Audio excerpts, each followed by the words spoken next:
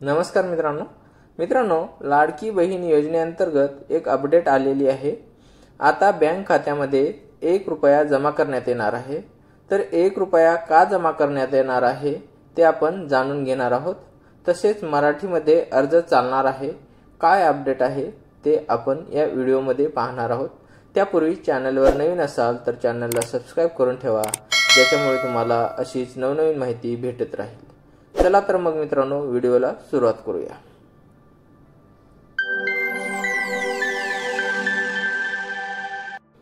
मित्रांनो, तुम्ही पाहू शकता मुख्यमंत्री माझी लाडकी बहीण योजनेची तांत्रिक पडताळणी सुरू।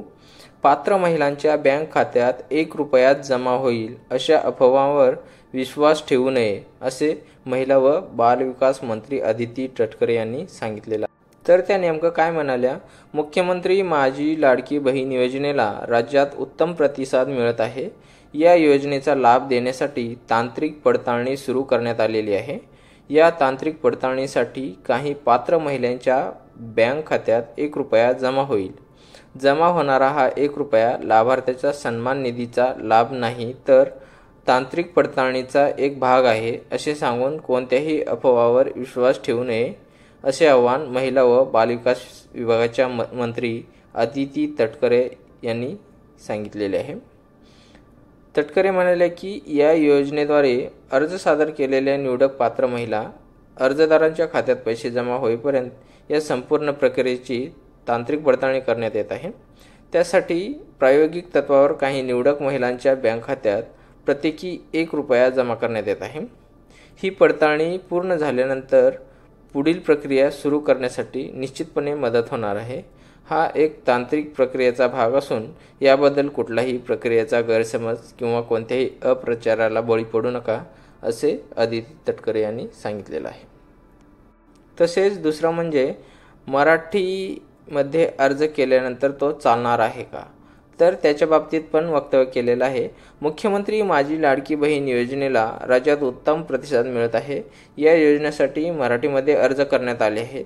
पात्र महिलांचे मराठी भाषेमध्ये केलेले अर्ज।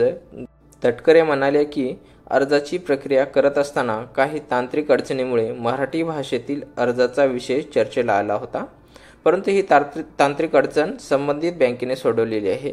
त्यामुळे मराठीमध्ये केलेले अर्ज स्वीकारले जाणार आहेत। मराठीतील अर्ज नामंजूर किंवा अमान्य होणार नाहीत। मराठीमधील अर्ज पुन्हा इंग्रजी भाषेत करावे लागतील, अशा प्रकारचा अप्रचार पसरविण्यात येत आहे। अशा कोणत्याही अप्रचाराला पात्र महिला अर्जदारांनी बळी पडू नये, असे सांगून मराठीत केलेले अर्ज पुन्हा इंग्रजीमध्ये भाषेत करण्याची आवश्यकता नसल्याचेही मंत्री तटकरे यांनी सांगितलेले आहे।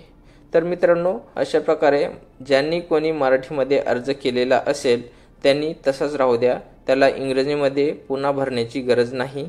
आणि ज्यांनी मराठीमध्ये अर्ज केलेला आहे त्यांचा अर्ज हा मंजूर होणार आहे, नामंजूर होणार नाही।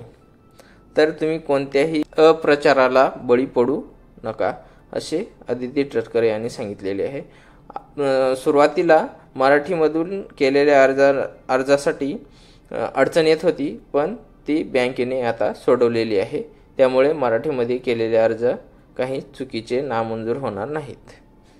आणि बँक खात्यामध्ये 1 रुपया का जमा करण्यात आलेला आहे, तर तांत्रिक पडताळणी करण्यासाठी तो 1 रुपया जमा करण्यात येणार आहे।